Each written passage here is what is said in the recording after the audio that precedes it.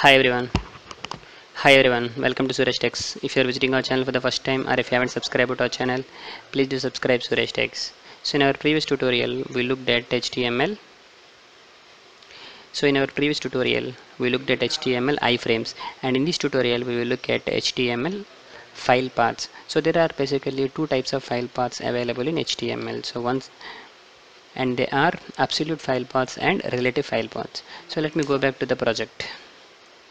Okay, if you look at here, if I want to provide an image, so how do I provide? So I will use an image element and followed by an src. I'll use an src, and here I'm going to provide the path of the image, right? So this is how we will provide. So now to provide a path, I should check here. So I am under HTML practice coding and iframes.html. So let me go back there. So I'm going to open that folder. So this is the folder where I have, so I am working on iframes, right? So I have iframes. So I have iframes file here, and similarly I have something called one and end underscore image. So these and logo. So these are the different images available in this folder itself. Now if I want to if I want to now if I want to display this logo, how do I display? So I could directly say logo dot png. I think this is of type png, so it's of type png. So I can directly say, when I say that, if I refresh it, where is my project? Okay, so you could see here, right, it is displaying here as an image. But now, so this is called a relative path. So that means we are specifying the path of the image relative to this file, related to this file. And now there is one more path, is called absolute path.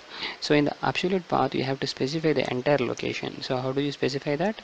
You have to specify it in this way, and after that you have to specify logo.png. So if you specify in this way, it will work, right? So there is no difference, but this is called an absolute file path, whereas the previous one is called relative file path. So then what is the difference between these two? Now just think. Here you are specifying the path of your local system. Now consider you have developed your web application and you are going to make it public. That means you are going to host your web application. So whenever you are going to host your web application, your local links such as HTML practice coding, these paths are not going to work anymore.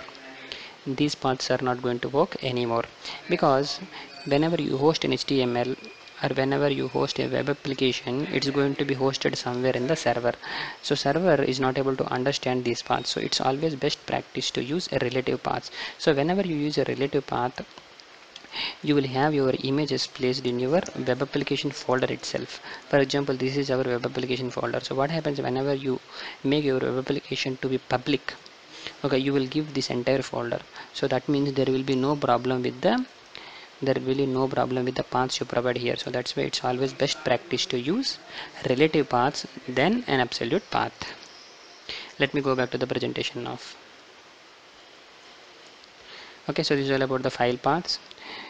If you look at here, image src picture.jpg, so this is a relative file path. And similarly, if you look at here, images, so that means we have a folder called images under our project, and inside that we have a image called picture.jpg. So these are all the relative file paths. So there are two types of file paths, such as absolute file path and relative file path, and the best practice is to go with the relative file paths. That's it for today. Please do subscribe to Suresh Techs. Thank you so much.